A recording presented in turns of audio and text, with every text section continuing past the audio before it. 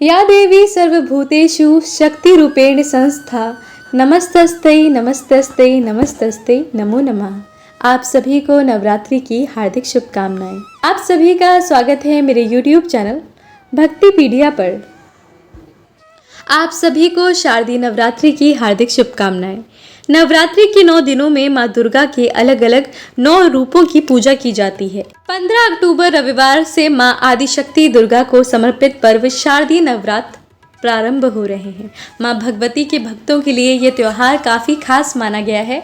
हर साल कुल 4 नवरात्रि आते हैं, जिसमें 2 प्रत्यक्ष और 2 अप्रत्यक्ष आते हैं, जिसमें से चैत्र व शारदीय नवरात्रि का बहुत महत्व है। माँ की आराधना का ये पर्व है। माँ के 9 रूपों की भक्ति का पर्व है। बिगड़े काम बनाने का पर्व है। भक्ति का दिया दिल में जलाने का पर्व है। आज के इस वीडियो में आप रसपान करने वाले हैं नवरात्रि की पावन व्रत की कथा का। तो आइए श्रवण करते हैं। नवरात्रि व्रत कथा के अनुसार एक समय बृहस्पति जी ने ब्रह्मा जी के समक्ष चैत्र और अश्विन मास के शुक्ल पक्ष में पड़ने वाली नवरात्र का महत्व जानने की इच्छा जताई। उन्होंने कहा, इस व्रत का क्या फल है, इसे किस प्रकार किया जाता है, सबसे पहले इस व्रत को किसने किया, ये सब विस्तार से कहिए। बृहस्पति जी के प्रश्नों का जवाब देते हुए ब्रह्मा जी ने कहा, हे बृहस्पति, प्राणियों के हित के लिए तुमने ये बहुत ही अच्छा प्रश्न किया है। जो इंसान मनोरथ पूर्ण करने वाली माँ दुर्गा, महादेव, सूर्य और नारायण का ध्यान करता है वह धन्य है। यह नवरात्र व्रत संपूर्ण कामनाओं को पूर्ण करने वाला है। इस व्रत को करने से पुत्र सुख, धन, विद्या का सुख मिलता है।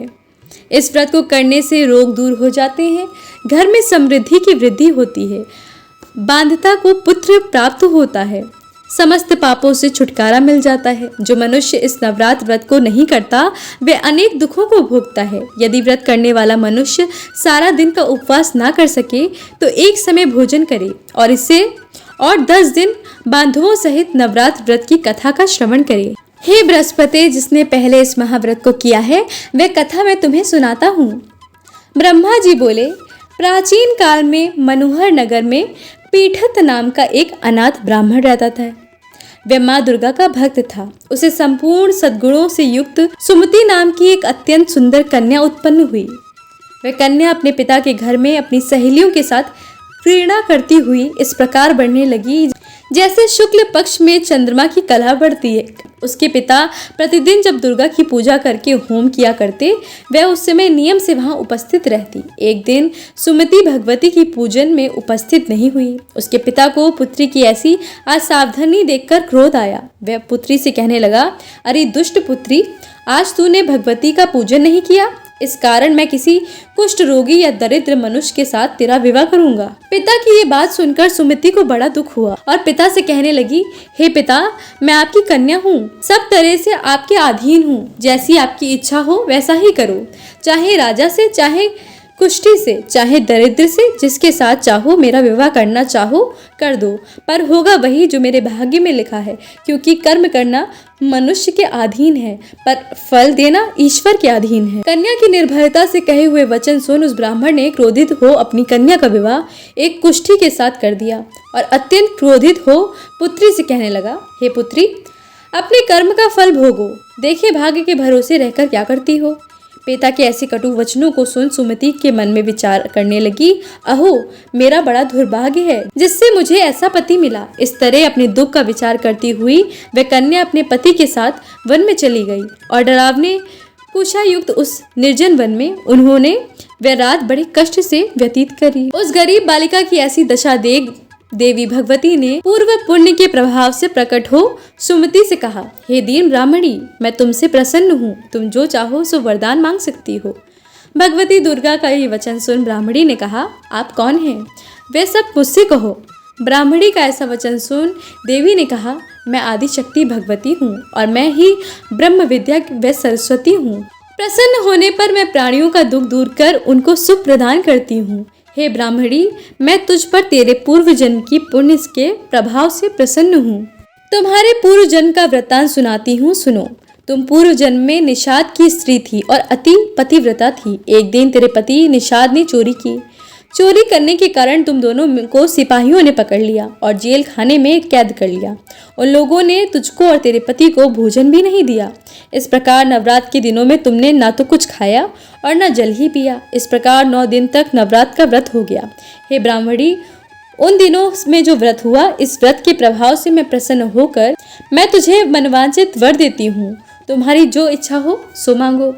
इस प्रकार दुर्गा के वचन सुन ब्राह्मणी बोली, अगर आप मुझ पर प्रसन्न हैं तो हे दुर्गे, मैं आपको प्रणाम करती हूँ। कृपया करके मेरे पति का कोढ़ दूर करो।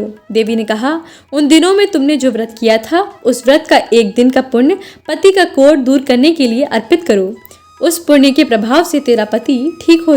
इस प्रकार देवी के वचन सुन वह ब्राह्मणी प्रसन्न हुई और पति को निरोग करने की इच्छा से जब उसे तथास्तु ऐसा वचन कहा, तब उसके पति का शरीर भगवती दुर्गा की कृपा से कुष्ठ रोग से रहित हो गया। वह ब्राह्मणी पति को देख देवी की स्तुति करने लगी। हे दुर्गा, आप दुर्गति को दूर करने वाली हो, तीनों लोगों को संताप हरने वाली हो, समस्त दुखों को दूर करने वाली हो, रोगी मनुष्य को निरोग करने वाली हो, प्रसन्न हो, मनवांछित वर देने वाली हो और दुष्टों का नाश करने वाली जगत की माता हो। हे अम्बे, मुझ निरपराध अबला को मेरे पिता ने कुष्ठी मनुष्य के साथ विवाह कर घर से निकाल दिया। पिता से तिरस्कृत निर्जन वन में विचर रही हूँ। आपने मेरा इस विपदा में उद्धार किया है। हे देवी, आपको प्रणाम करती हूँ, मेरी रक्षा करो। उस ब्राह्मणी की ऐसी स्तुति सुन देवी बहुत प्रसन्न हुई और ब्राह्मणी से कहा, हे ब्राह्मणी, तेरे उदाले नामक अति बुद्धिमान, धनवान, कीर्तिमान पुत्र शीघ्र उत्पन्न होगा। ऐसा वर देकर देवी ने ब्राह्मणी से फिर कहा कि और जो तेरी इच्छा है वह मांग ले। सुमति ने कहा, हे भगवती दुर्गा, अगर आप मुझ पर प्रसन्न हो तो कृपया मुझे नवरात्र व्रत की विधि का विस्तार से वर्णन करें। ब्राह्मणी के वचन सुन मां दुर्गा ने कहा, हे ब्राह्मणी, मैं तुम्हें संपूर्ण पापों को दूर करने वाले नवरात्र व्रत की विधि बताती हूँ। प्रतिपदा से लेकर 9 दिन तक व्रत करें। यदि दिन भर का व्रत ना कर सके तो एक समय का भोजन करें। शुभ मुहूर्त में घट स्थापना करें और वाटिका बनाकर उसको प्रतिदिन जल से सींचें। महाकाली, महालक्ष्मी और महासरस्वती की मूर्तियां स्थापित कर उनकी विधि सहित पूजा करें। बिजौरा के फल से अर्घ्य देने से रूप की प्राप्ति होती है। जायफल से अर्घ्य देने पर कीर्ति, दाग से कार्य की सिद्धि होती है। आंवले से सुख की प्राप्ति और केले से अर्घ्य देने से आभूषणों की प्राप्ति होती है। इस प्रकार पुष्पों व फलों से अर्घ्य देकर व्रत समाप्त होने पर 9वें दिन विधि विधान हवन करें। खांड, घी, गेहूं, शहद, जौ, तिल, बिलव, नारियल, दाक और कदम्ब जैसी विभिन्न सामग्रियों से हवन करें। आंवले से कीर्ति की और केले से पुत्र की, कमल से राज सम्मान की और दाखों से संपदा की प्राप्ति होती है। घांड, घी, नारियल, शहद, जौ और तिल तथा फलों से होम करने से मनोवांछित वस्तु की प्राप्ति होती है। व्रत करने वाला मनुष्य इस विधि विधान से होम कर आचार्य को अत्यंत नम्रता के साथ प्रणाम करे। यज्ञ की सिद्धि के लिए उसे दक्षिणा दे। इस प्रकार बताई हुई विधि के अनुसार जो व्यक्ति व्रत करता है उसके सब मनोरथ सिद्ध होते हैं। इसमें तनिक भी संदेह नहीं है। इन 9 दिनों में जो कुछ दान आदि दिया जाता है उसका करोड़ों गुना फल मिलता है। इस नवरात्र व्रत करने से अश्वमेघ यज्ञ का फल मिलता है। हे ब्राह्मणी, इस संपूर्ण कामनाओं को पूर्ण करने वाले उत्तम व्रत को तीर्थ, मंदिर अथवा घर में विधि के अनुसार करें। ब्रह्मा जी बृहस्पति जी से बोले। इस प्रकार ब्राह्मणी को नवरात्रि व्रत विधि बताकर देवी अंतर ध्यान हो गई। अतः जो मनुष्य या स्त्री इस व्रत को भक्ति पूर्वक करता है वह इस लोक में सुख प्राप्त कर अंत में मोक्ष की प्राप्ति करता है। ब्रह्मा जी बोले कि हे बृहस्पति, ये देवी भगवती संपूर्ण लोकों का पालन करने वाली हैं। इस महादेवी के प्रभाव को कौन जान सकता है। इस कथा को कहते सुनते हुंकारा भरते सभी भक्तों के जीवन से माँ दुर्गा उनके कष्टों का निवारण करे। तो बोली अम्बे माँ की जय, जगदम्बे माँ की जय। अगर आपको ये वीडियो पसंद आया है तो वीडियो को लाइक ज़रूर कीजिएगा। अगर आप मेरे चैनल पर पहली बार आए हैं तो चैनल को भी सब्सक्राइब कीजिएगा और हाँ, कमेंट में जय माँ दुर्गा लिखना बिल्कुल मत भूलिएगा। आप सभी के जीवन से माँ भगवती आपके कष्टों का निवारण करें। आप सभी को शारदीय नवरात्रि की हार्दिक शुभकामनाएं।